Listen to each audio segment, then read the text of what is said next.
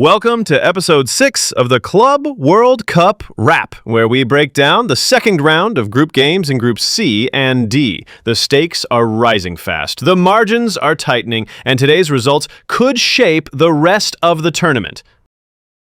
Benfica shrugged off Auckland City with ruthless efficiency. The scoring was started by Angel Di Maria, who calmly converted a penalty in the 8th minute of first-half injury time following a VAR-reviewed handball. A thunderstorm delay nearly stalled the momentum, but once play resumed, Benfica ripped through Auckland's defense. Vangelis Pavlidis nodded in a second goal in the 53rd minute.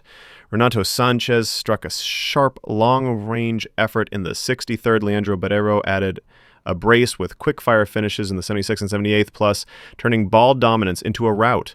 Another late penalty saw Di Maria complete his double in the 98th minute. The technical precision, relentless pressing and control underlined Benfica's credentials. Auckland finished with another 6-goal loss, eliminated and shipwrecked. Miami Gardens witnessed an intense encounter where Bayern edged past Boca. Harry Kane netted early in the 18th minute after pouncing on a loose turnover and firing past the keeper.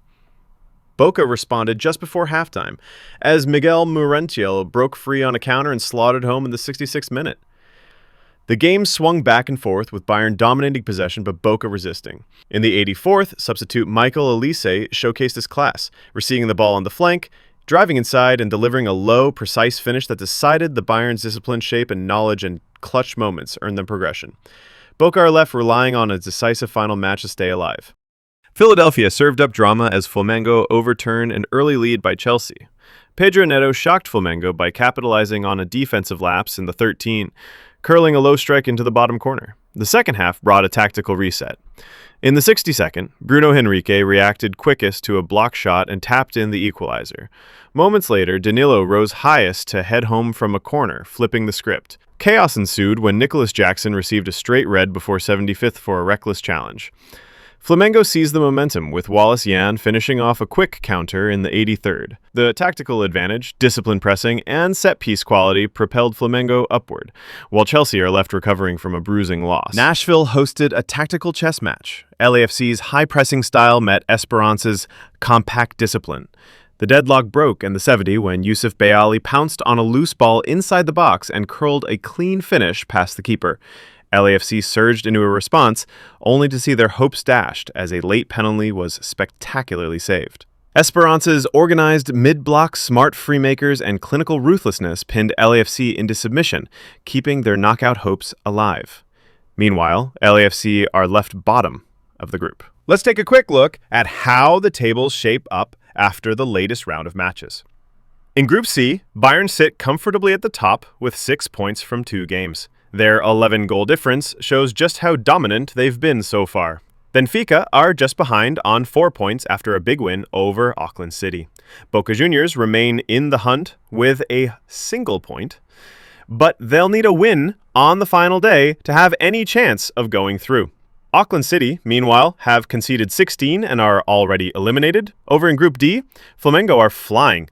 2 wins from 2 and 6 points on the board. Chelsea and ES Tunis are locked on 3 points each, but the English side edge ahead on goal difference. LAFC are rooted to the bottom without a point, and their hopes of qualification are hanging by a thread. It's all to play for going into the final match day. Coming up, in episode 7, we shift our focus to Groups E and F as Matchday 2 gets underway. First, it's Mamelodi Sundowns against Borussia Dortmund, a clash between African flair and German precision. Then Inter meet Urawa Reds in a high-stakes encounter as both sides look to assert their place in the group.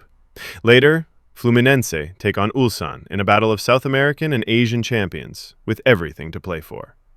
And finally, River Plate go toe-to-toe with Monterrey in what promises to be a fiery showdown with knockout implications on the line. Join us for all the action, all the drama, only on episode 7 of the Club World Cup Wrap. Make sure you're subscribed to VAR and Vibes and hit that notification bell so you don't miss a single episode of the Club World Cup Wrap. Until next time, keep that football passion burning bright.